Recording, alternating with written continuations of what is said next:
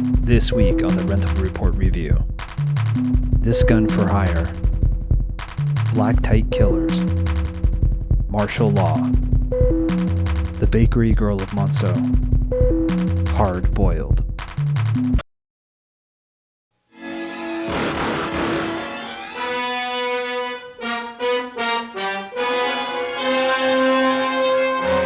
I totally did that thing where you rent a movie and you finally sit down to watch it, and about 15 minutes in, you realize you've already seen the movie.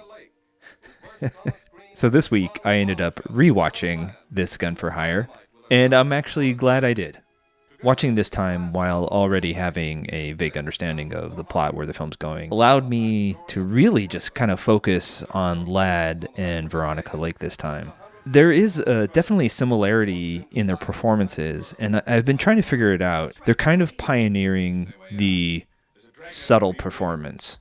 If you watch their faces, there's not a whole lot of moving going on. A lot of the work is going on with the eyes, and there's a couple of great exchanges where there are very intimate scenes between the two of them, and you see their eyes searching in a way where you can tell that they're thinking, or at least they're acting that they're thinking in a very interesting and sophisticated way, while the rest of their face is not really doing anything at all, and all of the acting being done in very subtle movements between their eyes and their gazes.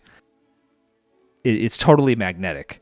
Their kind of attraction pulls you in, and just made this movie totally delightful to watch just for their exchanges.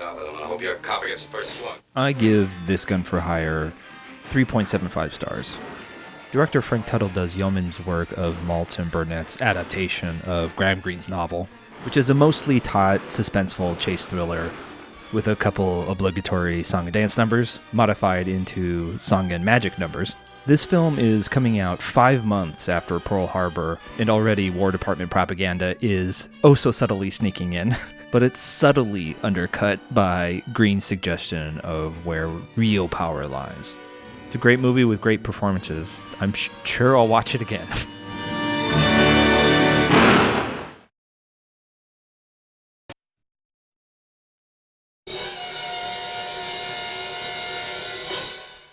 Having just watched Massacre Gun and Retaliation by Yasuhiro Hasebe, his second and third film respectively, coming back now to his actual debut as a director, I had no idea what to expect, and this was fun.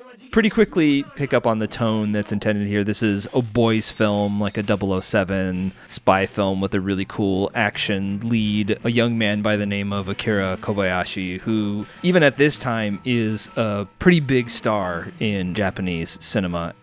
Actually, just a pop star in general. He had some musical hits as well. It's basically a young man's wish fulfillment kind of fantasy adventure story. So he's a cool star being cool in a cool movie about cool stuff. A photographer who is also a reporter, who is also secretly a spy, who is also secretly a ninja, going off on these semi-romantic, just cool enough, not quite so kissy or overtly sexual, fun little romp.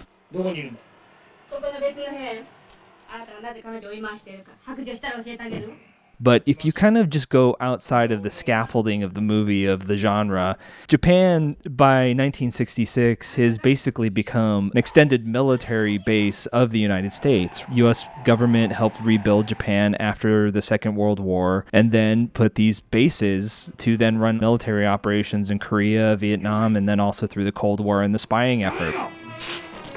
And as the country was rebuilding, a lot of the black market sprung up through the military kind of effort there, right? And I'm putting kind of big air quotes around it. And this film uses the semi-frivolous genre to kind of navigate that a little bit. Kind of grapple, I guess, maybe with the idea of this complicated relationship, we'll put it that way, that the U.S. and Japan continue to have. But we're here for fun. I give Black Tight Killers 3.5 stars. It knows exactly what kind of film it is. Everybody in it knows what film they're in. It's kind of like a 007 aimed at, mid-teenagers.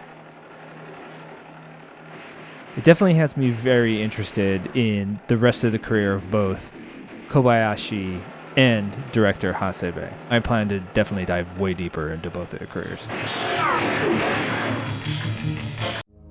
I just want to make something clear right up front. In the 80s and 90s, I rented an obscene amount of direct-to-video martial arts action films. I didn't see everything, obviously. Don't get me wrong, they're not good, but they tried. They really tried. By the time it crosses over here to America, there's a lot of excitement and energy around Hong Kong and Japanese action films, but there's no way to reproduce them over here because very few of our stars actually have any sort of martial arts experience. Those that do box, we have a lineage of American boxing films, but we don't have Chinese, Japanese style martial arts action films in America. At least not really until takes over all of American action cinema. Go ahead, martial law. So if there's any real sin that these early American martial arts films are committing, it's that they're just too early. This movie has a few problems, but the biggest problem is that Cynthia Rothrock is not the lead character. Cynthia Rothrock is a forever babe. And she is maximally, brutally babely in martial law. There is just not enough of her. Now the cop, his brother. I give martial law 3 stars. It's really a 2.5-star movie, maybe at best. But Cynthia Rothrock shines out of every little crack and crevice of the concrete cast she's essentially been put in for this movie, both in terms of her martial arts ability and her acting ability. The directing is mostly medium coverage. Cinematography is often resourceful, at times interesting. Really what this film feels like is trying to deliver a viable product for international distribution rather than playing within a genre.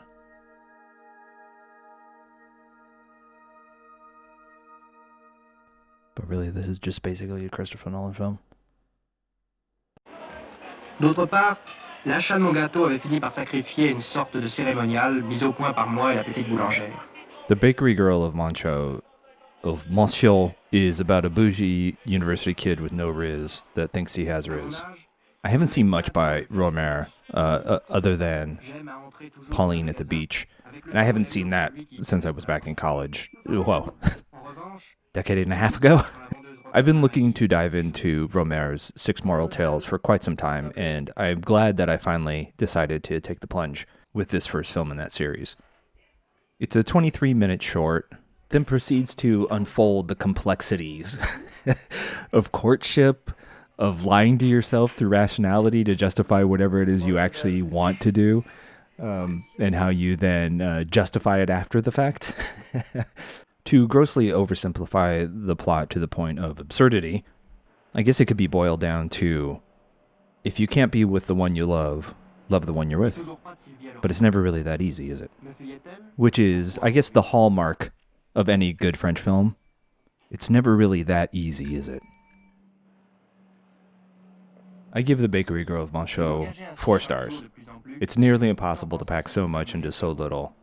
And on his, I guess, technically second attempt, he's already made it look effortless.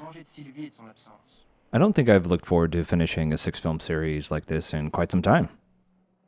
Et c'est contre la boulangère elle-même que je finissais par tourner mon irritation.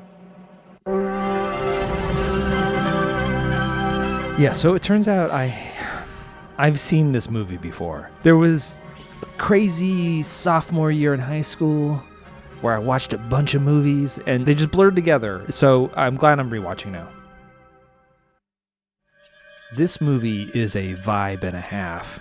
This is 1992. Lethal Weapon 1 and 2 have already come and gone, at least in the United States. This very same year, Reservoir Dogs, Batman Returns, Dracula, Twin Peaks Army of Darkness, Unforgiven, Alien 3, Few Good Men. This is the climate, and this film, Hard Boiled, by John Woo over in Hong Kong, has not so quietly taken the action film to its absolute zenith.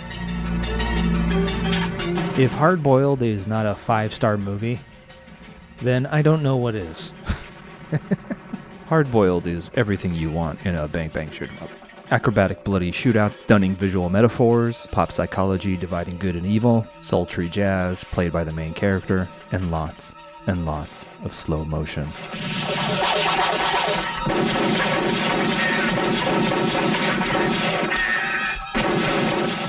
I don't know who I'm talking to right now, who I'm addressing, because I'm pretty sure everybody's convinced that this is amazing. There's nobody left to convince. Everybody knows this is the high watermark.